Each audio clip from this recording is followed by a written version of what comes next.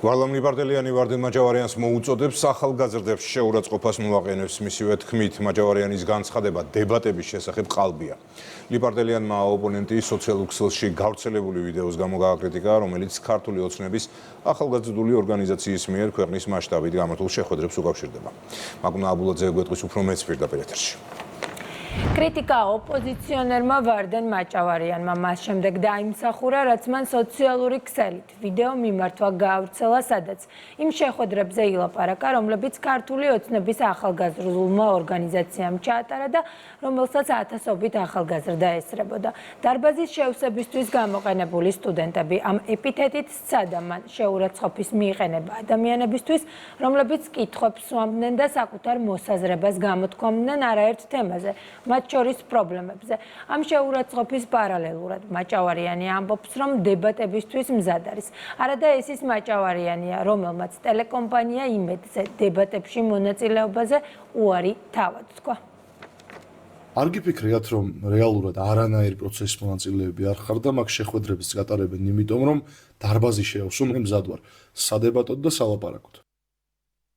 ვარდენ მაჭავარიანს ვიდეო ჩაუწერია და არ მინდა ეს პატარა ნაციონალი უპასუხოდ დავტოვო. პირველ რიგში მინდა მოუწოდო მას, რომ ჩვენი ქვეყნის ახალგაზრდებს შეურაცხყოფას ნუაყენებს. ჩვენ შეხვედრებს გულანთებული პატრიოტი ახალგაზრდები ესწრებოდნენ და სხვათა შორის არავინ არანაირ ხელფასს არ იღებს ამაში. ჩვენს ქვეყანას უამრავი ნათელი ახალგაზრდა ხავს, რომლებსაც მთავარ მიზნად ჩვენი ქვეყნის წინსვლა და წარმატება აქვს დასახული. დებატებზე საუბრობს და საზოგადოების წინაშე უნდა თავის წარმოჩენა თითქოს დისკუსიისა და აზრთა ურთიერთგაცვლის მომხრეა. არადა ამ დროს ვარდენ მაჭავარიანი ჯერ პრემიერ-მინისტრის მიწვევას გაექცა და ვერ გაბედა ტელეკომპანია იმედზე დებატებში მისვლა, რის გამართლებაც შემდეგ სასაცილო აბსურდული სანქციების მიზეზით ახსნა. ამის პარალელურად გასული 3 თვის მანძილზე 11 მასშტაბური შეხვედრა გავმართეთ საქართველოს ყველა მუნიციპალიტეტში.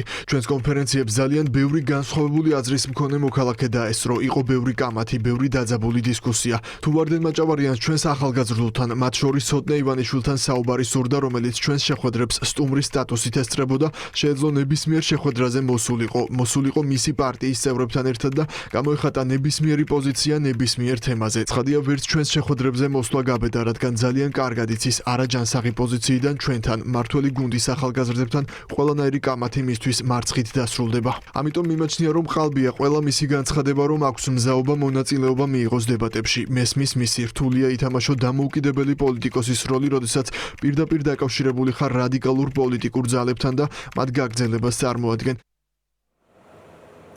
ქართული ოცნების ახალგაზრდული ორგანიზაციის შეხვედრებზე რადიო თავისუფლების მიერ გამოქვეყნებულ ვიდეოს ეხმიანება ამავე ვიდეოს ერთ-ერთი მონაწილე ლუკა ციკლაური. აღნიშნული შეხვედრები საკმაოდ საინტერესოდ მიმდინარეობდა და ახალგაზრდებისთვის მნიშვნელოვან საკითხებთან დაკავშირებით საინტერესო არაერთი მსჯელობაც შედგა.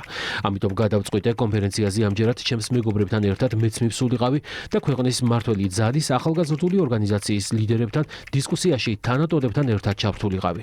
იმავე საღამოს რადიო თავისუფლებამ გამოაქვეყნა ჩემი აზრით პროპაგანდისტული ვიდეო, რომელიც ჩვენი შეხვედრისა და მისი მონაწილეობის დისკრედიტაციას ისახავდა მიზნად. ეს შემთხვევა ჩემთვის მედიასთან გადაკვეთის პირველი გამოცდილება იყო, რამაც გარკვეულწილად მართლაც დამაბნია და ამანერვიულა, თუმცა აზრადაც არ მომსვლია ჟურნალისტისთვის ან მისი დასმული შეკითხვებისთვის თავი ამერიდებინა. არ გავქცეულვარ და ვეცადე პასუხებიც გამეცა.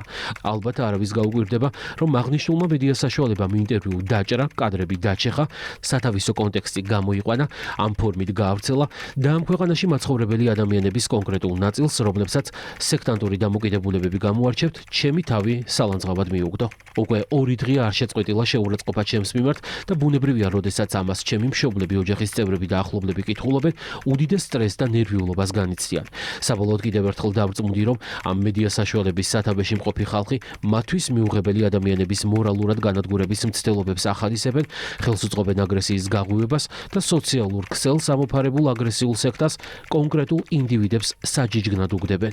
ამის მიუხედავად მინდა გითხრათ, რომ ჩემს წინააღმდეგ აგორებული ეს ნამდვილად არასასიამოვნო მცდელობა ვერ გახდება იმის საფუძველი, რომ თავი დამნაშავედ ვიგრძნო, საკუთარი აზრის დაფიქსირებისგან თავი შევიკავო, ან სამომავლოდ ის ნაბიჯები არ გადავდგა, რომლის სისწორეშიც დარწმუნებული ვარ. სოციალური ქსელით გამოქვეყნებულ სტატუსში ვარლამ ლიპარტელიანმა დაანონსა ისიც, რომ უახლოეს პერიოდში ახალი ფორმატი შეიქმნება, სადაც ახალგაზრდებთან დისკუსია კიდევ უფრო აქტიურად გაგრძელდება. ლიპარტელიანი ვარდენ მაჭავარიანს ურჩევს ეს შანსი გამოიყენოს და დისკუსიას ამჯერად მაინც არ გაიქცეს. დიდი მადლობა, ეს მაკუნა აბულაძე იყო.